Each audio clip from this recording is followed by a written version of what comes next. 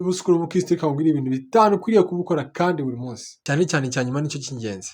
Icya mbere, gusenga buri munsi kandi umwanya uhagije. Muri ubu buryo nakubwiye ngo ugende wicare umare amasaha 5 usenge iki. Mwe nk'urugero waba ufite umuntu mukundana ukajya muri ibyo ashaka ariko we ntaguha umwanya, ntabwo wabyishimira. Uko nuko Imana rero ibishaka ko tuyifata. Niba tuyikunda tuyihe umwanya wacu, byibuza uyihe iminota ku munsi, uyigenere iminota ukwiriye kugenda ukabana nayo ukaganira nayo, usenge.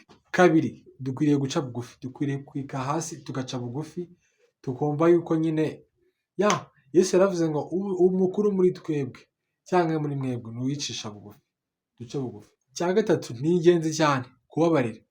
Muzi neza ko muri Bibiliya handitse ngo utababarira so mu ijuru nawe ntazakubabarira. Noneho nkatwe abakristo tubyumva cyane, imbabazi z'Imana turazumva cyane kurusha uko abandi bantu bose bazumva. Impamvu mvuze gutyo ni uko nzi neza yuko niba uri umukristo uzi neza inshuro Imana yakubabariye nawe ubwawe utabikwiriye. Imbabazi z'Imana zirahambaye kuri twebwe, natwe rero tuzigirira abandi kuko natwe tuzigirira.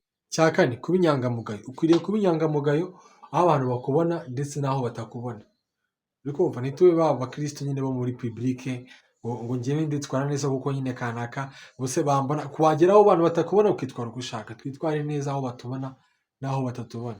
Cya gatanu ari nacyo cya nyuma cy'ingenzi, ni ukugira urukundo. Urukundo nk'urwo Yesu Kristo yadukunze. Urukundo nicyo kintu, niyo mbuto ya mbere ikubiyemo izindi zose. Kuko nugira urukundo uzafasha, nugira urukundo uzitwara neza, nugira urukundo uzababarira. Urukundo nirwo rugaragira ibyo navuze haruguru byose. Tugira urukundo ruhambaye. Nitwe abantu ba mbere twakwiye kurangwa n'urukundo buri munsi. Imana ibahe umugisha. Nari nibagiwe akanyuma, usome Bibiliya buri munsi bro. Shalom.